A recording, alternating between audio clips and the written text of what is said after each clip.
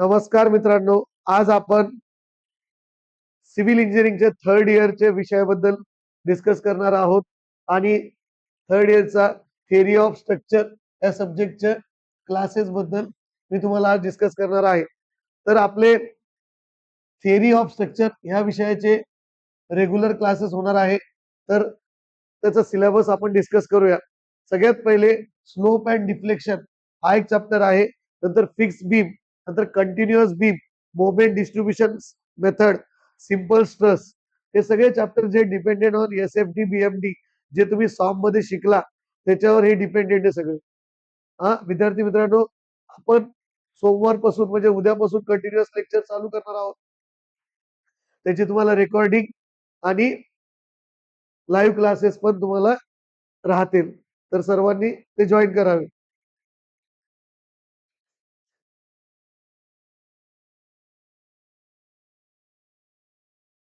बघा मित्रांनो, आता आपण पहिला चॅप्टर चालू करूया, slope and deflection. Slope and deflection. तर ह्याच्यात बघा, स्लोपची डेफिनेशन म्हणजे काय? स्लोप म्हणजे काय? The angle made by a tangent at a point of deflected beam with its neutral surface of a loaded beam is called as a slope. बघा मित्रांनो, इथं स्लोप म्हणजे काय?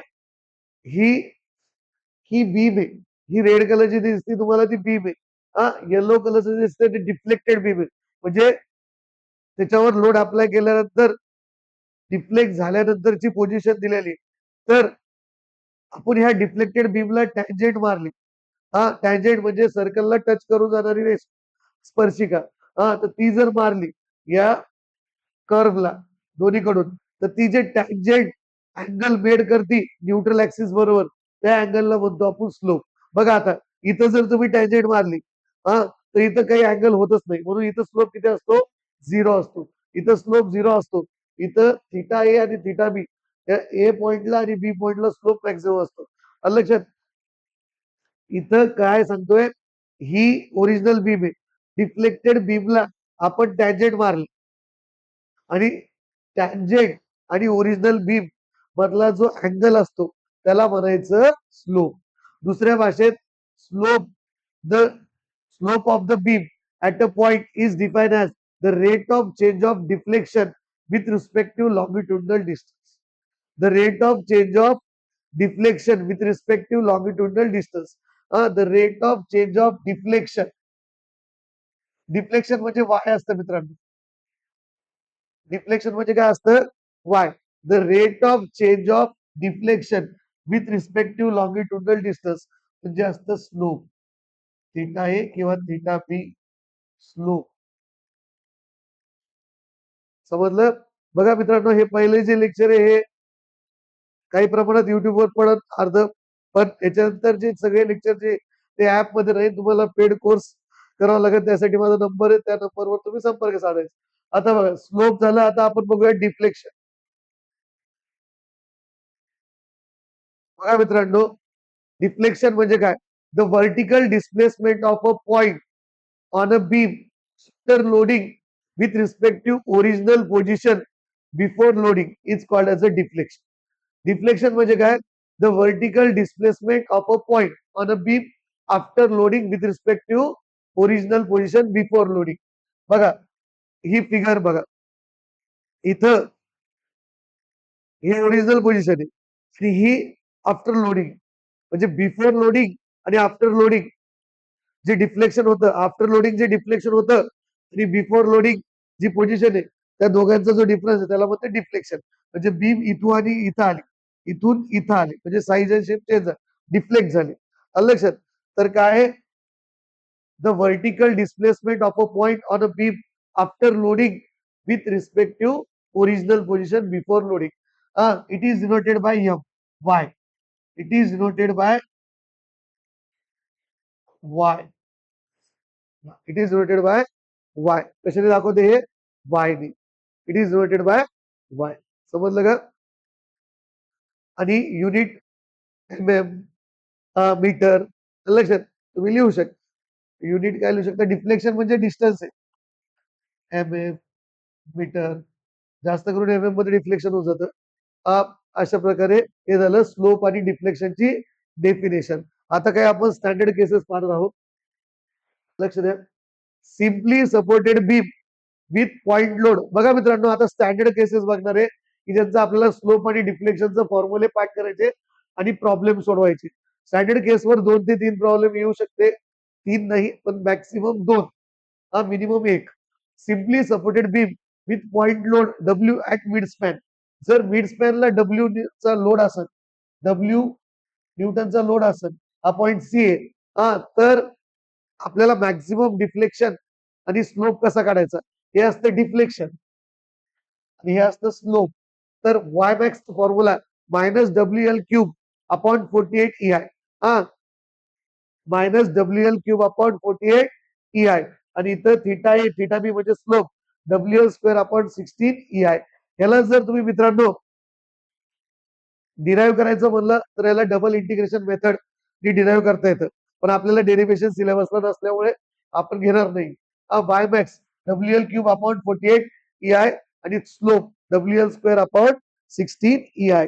हे झालं डिफ्लेक्शन आणि स्लोप. स्लोप आणि डिफ्लेक्शन स्टँडर्ड केसवर स्टँडर्ड प्रॉब्लेम येते. आता आपण प्रॉब्लेम बघूया.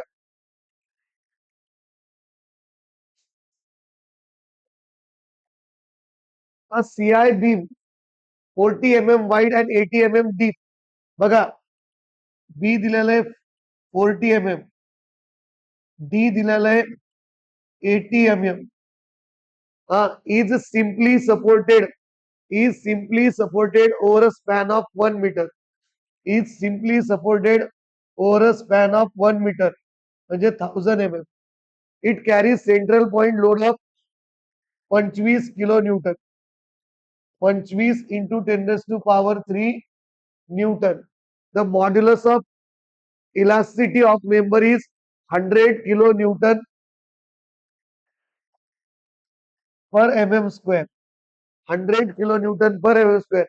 Calculate maximum deflection under the load and slope as the support. इकडे बघा, simply supported beam carries and point load of 25 kilonewton at the center. 25 kilonewtonचा load आहे सेंटरला. स्पॅन किती आहे? 1 मीटर. हा, आपल्याला काय करायचंय? मॅक्झिमम डिफ्लेक्शन आणि काय काढायचंय? Slopes at the support. Slope सपोर्टचेच काढावं लागते, सेंटरचा सपोर्ट 0 असतो स्लोप. आता बघा, सगळ्यात पहिले तर आय काढून घ्यावा लागेल आपल्याला. आयचा फॉर्म्युला काय? BD cube by 12. BD cube by 12. तर बी किती तुमच्याकडे? 40. डी किती आहे? 80 चा क्यूब भागिले 12. किती येतं? आय इज इक्वल टू, सांगा first, 1 into 10 raised to power 6 mm raised to power 4. I आलं. आता बघा, ई आणि आयचं युनिट सेमच पाहिजे. सेम म्हणजे एम एम एम एम पाहिजे इथं दोन्हीकडे. लक्षात. तर आता बघा, सगळ्यात पहिले वाय डिफ्लेक्शन काढू. आता deflection y max. what is the formula of deflection? WL cube minus WL cube upon 48 EI.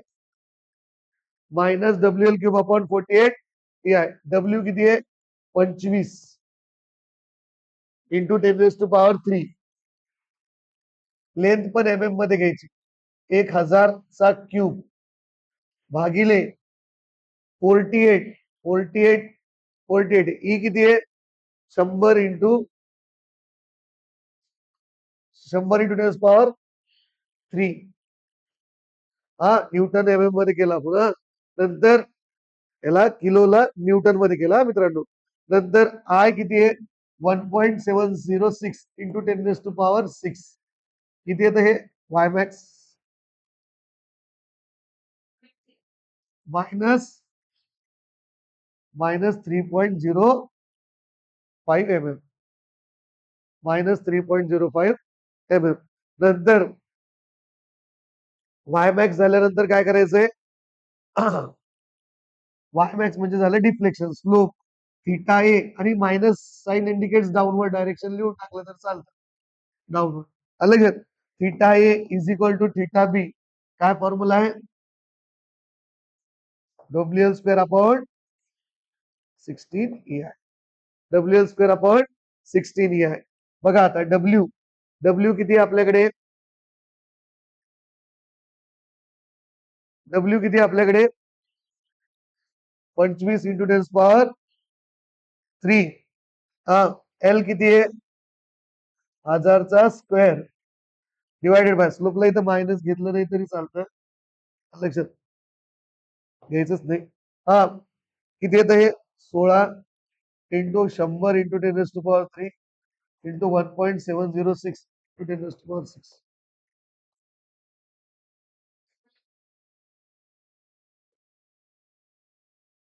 किती येतं? 9 इंटू 10⁻³ रॅडियन. स्लोपचं युनिट असतं रॅडियन. समजलं का? स्लोपचं युनिट काय असतं? रॅडियन. बघा आता next problem.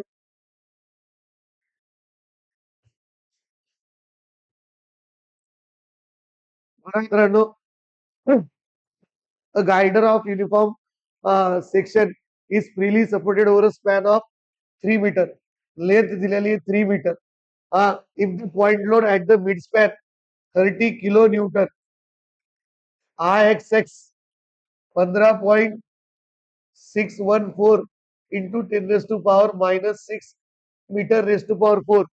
Calculate the central deflection and slopes at the ends. E दिलेलं आहे 200 इंटू 10⁻⁶ गिगा न्यूटन पर मीटर स्क्वेअर म्हणजे जीपीए. म्हणजे काय? जीपीए. जीपीए लक्षात, गिगा न्यूटन पर मीटर स्क्वेअर म्हणजे जीपीए. तर आता हे बघा, आपल्याला ह्याला किलो न्यूटन पर मीटर स्क्वेअर मध्ये करू आपण, म्हणजे आपल्याला सोपं जाईल व्हॅल्यू टाकायला. याचे 3 इकडे बघा, गिगा म्हणजे काय असतं माहिती का? 10⁻⁹. गिगा म्हणजे काय असतं? 10⁻⁹.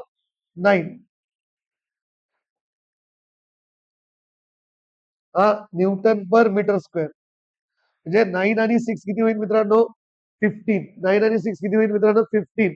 हा तर 15. 9 आणि 6 किती होईल? 15.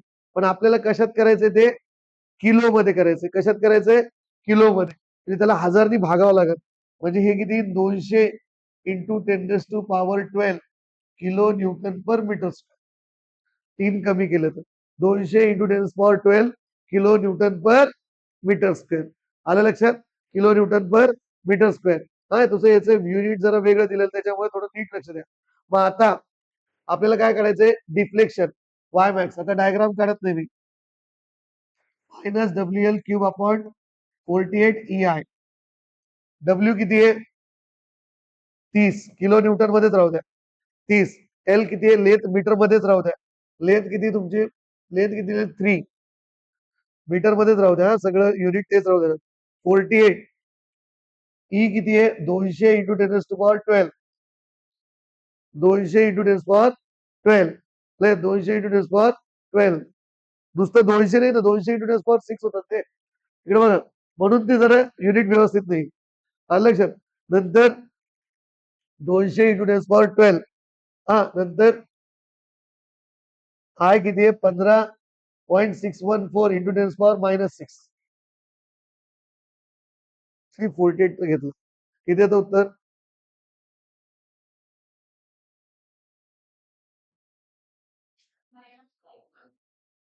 -5.40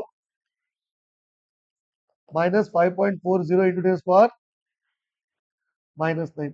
इथे जरा युनिट व्यवस्थित नसल्यामुळे उत्तर व्यवस्थित येत नाही. हा नंतर theta A is equal to theta B is equal to theta A is equal to theta B is equal to. लक्षात, तर काही theta A is equal to theta B is equal to WL square by 16 EI. W किती आहे मित्रांनो आपल्याकडे? 30. L किती आहे? 3चा square 16. E किती आहे?